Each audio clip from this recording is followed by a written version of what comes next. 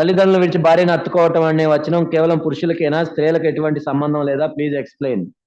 So leave your parents and cleave your wife. Is it only for men?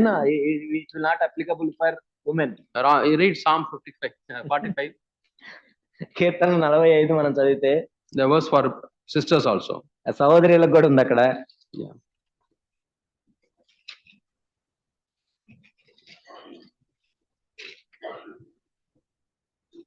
Psalm 45.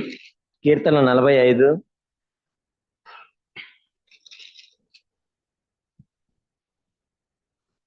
45:10. 45:10. It's not son, it is daughter. ఇక్కడ కుమారుడు కాదు, కుమారి. Daughter, listen. Kumari ఆలకించుము. Yeah, give your ear and meditate on this. ఆలోచించి చెవియొగ్గుము. Leave your people and your father's house. నీ స్వజనమును నీ తండ్రి ఇంటిని మరువుము. So it's for both for men and women. పురుషులకి స్త్రీలకి ఇద్దరికి ఉంది అది. Yeah. Then only you can build your home. ఆ విధంగా మీ ఇంటిని మీరు కట్టుకోవచ్చు. And especially in Andhra, I find very strange things where even after marriage, the mother of the boy controlling.